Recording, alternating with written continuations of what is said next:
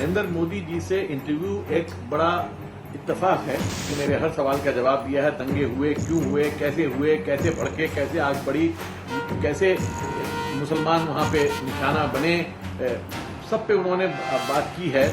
मैंने उनसे कहा कि आप माफी क्यों नहीं मांगते? जब सोनिया गांधी माफी मांग सकती है, मनमोहन सिंह माफी मांग सकते हैं, राजीव गांधी माफी मांग सकते हैं, तो आपको माफी मांगने में क्या आपत्ति है?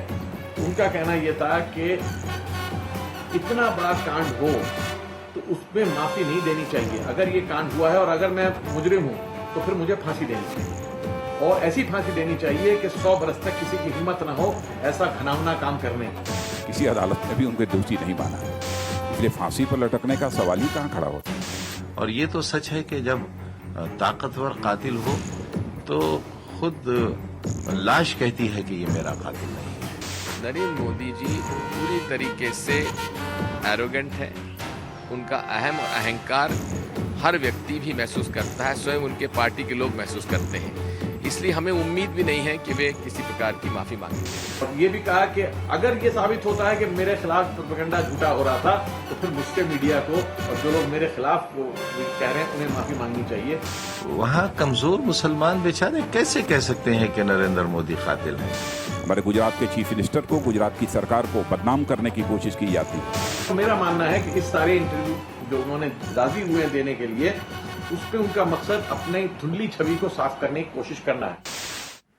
नमस्कार, मैं रविश कुमार। शाहिद सिद्दीकी को आपने कई मसलों पर बेबाक राय देखते रखते सुना होगा। शाहिद सिद्दीकी पत्रकार भी हैं और राजनेता भी। वे समाजवादी पार्टी के इस वक्त सदस्य हैं और उर्दू अखबार नई दुनिया के संपादक भी। नई दुनिया पहला उर्दू अखबार है जिसके संपादक शाहिद सिद्दीकी को गुजरात के मुख्यमंत्री नरेंद्र मोदी ने 6 पन्नों का इंटरव्यू दिया है। इंटरव्यू पत्रकार के तौर पर ही लिया है, लेकिन नेता की तरह यह भी लिखते हैं कि मैं नरेंद्र मोदी की कई बातों से कतई सहमत नहीं हूं और अगले हफ्ते मोदी के सच और झूठ को बेनकाब करूंगा। वैसे भी आजकल न्यूज व्यूज सब मिक्स हो गया है। शाहिद सिद्दीकी ने इंटरव्यू लेने के कारण काफी विस्तार से बताए हैं। कहा है कि महेश भट्ट और गुजरात के उद्योगपति जफर सरेसवाला से चर्चा के दौरान बात निकली कि गुजरात दंगों पर मोदी की राय सामने नहीं आई है। यह तो सहाफी यानी जर्नलिस्ट का फर्ज है कि विरोधी पक्ष की बात सामने रखें। निश्चित रूप से गुजरात दंगों के 10 साल बाद नरेंद्र मोदी के इंटरव्यू के लिए शाहिद सिद्दीकी के इस फर्ज एहसास की तारीफ होनी चाहिए। उनकी वजह से मोदी का उर्दू के पाठकों से संवाद कायम हुआ है। यह भी एक तथ्य है कि नरेंद्र मोदी ने हमेशा अपने सभी विरोधी समझे जाने वाले पत्रकारों को इंटरव्यू दिया है। खैर, शाहिद सिद्दीकी लिखते हैं कि उन्होंने जफर सरेसवाला से कहा कि आप प्रयास कर लीजिए, अगर मोदी मान गए तो मुझे ऐतराज नहीं। जब मैंने गूगल किया, यह अपनी बात कह रहा हूं मैं, तो पता चला कि जफर सरेसवाला और नरेंद्र मोदी की कई तस्वीरें दिखी। सरेसवाला साहब मुस्लिम समुदाय के लोगों को मुख्यमंत्री से मिलवाते रहते हैं और उसका मीडिया में कवरेज हो इसकी समय समय पर सूचना भी देते हैं। सरेसवाला ने माना कि सिर्फ इस इंटरव्यू को फिक्स कराने में उनकी और सलीम खान, स्क्रिप्ट राइटर सलीम खान, दोनों की अहम भूमिका है। अगर जफर साहब शाहिद सिद्दीकी को यह आइडिया नहीं देते और प्रयास ना करते तो शायद उर्दू अखबारों को मोदी के इंटरव्यू के लिए और लंबा इंतजार करना पड़ सकता था।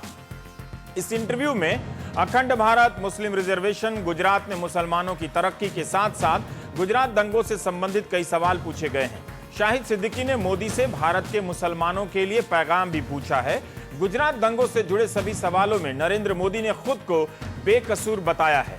शाहिद सिद्दीकी ने सवाल पूछ रहे हैं कि 1984 के दंगे हुए, इस पर राजीव गांधी ने माफी मांगी, भगत, टाइटलर और सज्जन कुमार के खिलाफ कार्रवाई हुई, उनका सियासी करियर खत्म हो गया। सोनिया गांधी, मनमोहन सिंह ने माफी मांगी, फिर आपने 2002 के गुजरात फसादात पर माफी क्यों नहीं मांगी? इसके जवाब में नरेंद्र मोदी कहते हैं कि पहली बात, उस वक्त मैंने क्या बयान दिए थे, इन्हें देख लीजिए। उस गर्मा गर्मी के माहौल में मोदी ने क्या कहा, इसकी एक कॉपी देते हैं। 2004 में मैंने एक इंटरव्यू में कहा था कि मुझे माफ क्यों करना चाहिए।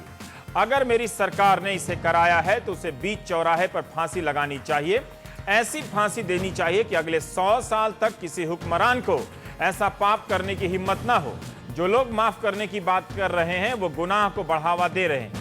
अगर मोदी ने गुनाह किया है तो उसे फांसी पर लटका दो, लेकिन ईमानदारी से कोशिश करने के बावजूद अगर सियासी वजूहात की बुनियाद पर मोदी को गाली देनी है तो इसका मेरे पास कोई जवाब नहीं है।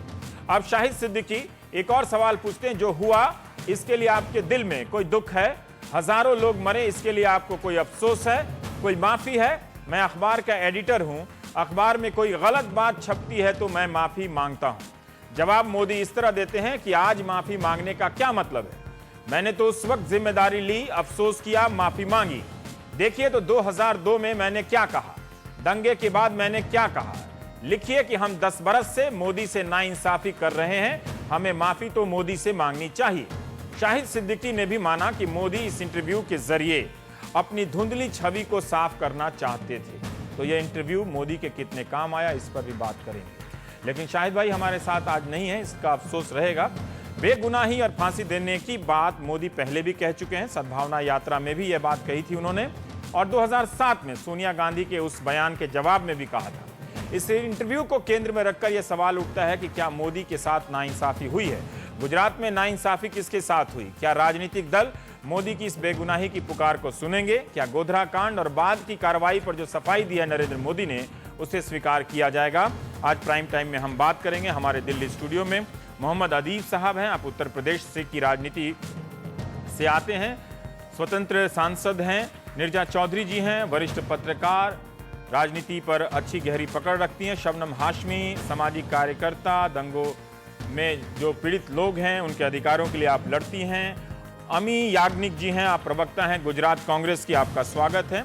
साबिर अली हैं, जनता दल यूनाइटेड के सांसद, और प्रकाश जावड़ेकर साहब हैं, प्रवक्ता भारतीय जनता पार्टी। प्रकाश जी बहुत बहुत शुक्रिया आपका इसमें शामिल होने के लिए। अदीब साहब आपसे ही शुरू करते हैं कि पहली दो बातें क्या हैं जो मोदी साहब ने अपनी सफाई दी है। एक गोधरा के कारणों पर जब उनसे पूछा जा रहा है कि आपने क्या किया, क्यों लाशों को घुमाया, वो सब अपनी एक विस्तार से वो सफाई दे रहे हैं। नहीं ठीक देखिए, है? हाँ, ये सफाई नहीं है, एक साजिश है हुई है ये। आपको याद होगा कि बॉम्बे के बॉम्ब ब्लास्ट 92 में जब हुए थे, उस वक्त जो रोल ठाकरे साहब का था पूरे हिंदुस्तान में, उनकी छवि बिगड़ी थी। उसके बाद हमारे एक टीवी के बहुत मशहूर एंकर रजत शर्मा जी ने आपकी अदालत में बुला के उनसे सब कहलवा लिया। यही मसला मुझे लगता है कुछ यहाँ भी हुआ है कि इनको आज 10 साल के बाद शाहिद सिद्दीकी साहब क्या कहने के लिए गए थे वहाँ। एक ही बुनियादी बात शाहिद सिद्दीकी साहब से पूछनी चाहिए। मोदी तो कह रहे हैं कि शाहिद सिद्दीकी और दूसरा प्रेस उनसे माफी मांगे। वो तो सवाल ये कर रहे हैं, कह रहे हैं मुझे क्या जरूरत है, मैं क्यों मांगू, वो लोग मांगे। India's #1 news app just got even better. Download NDTV's new app, fully optimized for Retina display, full screen view, faster response time, and Sudoku. NDTV's new iPad app. Download now.